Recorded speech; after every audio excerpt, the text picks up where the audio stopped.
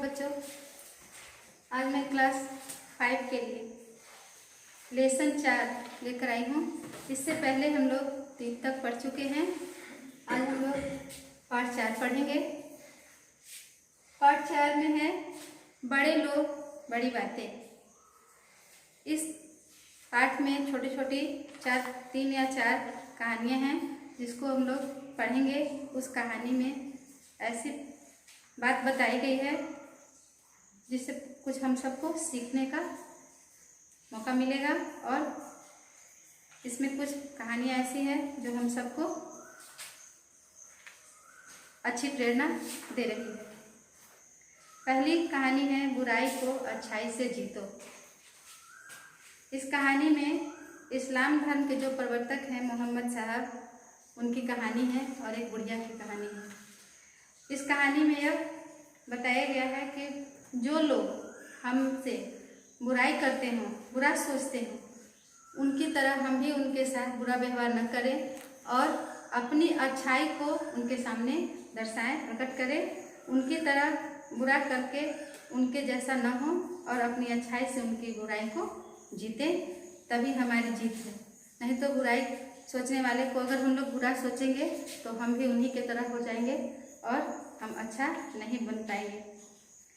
इस्लाम धर्म के प्रवर्तक मोहम्मद साहब ने लोगों को बहुत सी अच्छी बातें सिखाई। इस्लाम धर्म के जो प्रवर्तक हैं, प्रवर्तक का मतलब होता है चलाने वाला, प्रारंभ करने वाला। मोहम्मद साहब ने लोगों को बहुत सी अच्छी बातें सिखाई। उन्होंने बताया कि ईश्वर एक है। उन्होंने यह बताया कि भगवान एक है, वही सबको पैदा करते हैं, वही सबको जन्म देते हैं, वही सबकी रक्षा करते हैं। मनुष्यों में किसी को ऊंचा और नीचा नहीं मानना चाहिए। हमें अपने से किसी को ऊंचा और नीचा नहीं मानना चाहिए, क्योंकि जब भगवान जो बनाए हैं हम सबको, वही हम लोग में ऊंच नीच की भावना नहीं समझे। मनुष्यों को बुरी आदतों से दूर रहना चाहिए। इस्लाम धर्म के जो प्रवर्तक मोहम्मद साहब हैं, उन्होंने यह बताया है कि हमें बुरी आदतों से दूर रहना चाहिए। परोपकार, क्षमाशीलता, दानशीलता आदि गुण अपनाने चाहिए। परोपकार का मतलब होता है दूसरों पर उपकार करने वाला। क्षमा का मतलब होता है गलतियों को माफ करने वाला, और दानशीलता किसी गरीब की सहायता करना। यह भाव अपने अंदर पैदा करने को हम सबको मोहम्मद साहब ने सीखती है। कुछ लोगों को मोहम्मद साहब की अच्छी बातें पसंद नहीं थी। कुछ लोग जो थे मोहम्मद साहब की यह बातें उन्हें अच्छी नहीं लगती थी। वे उनकी बात को पसंद नहीं करते थे, वे उनका विरोध करने लगे। एक बुढ़िया तो मोहम्मद साहब से बहुत नाराज हो गई। एक बुढ़िया जो थी मोहम्मद साहब से बहुत नाराज थी। इन्हें तंग करने के लिए प्रतिदिन इनके रास्ते में कूड़ा फेंक देती और कांटे बिखेर देती थी।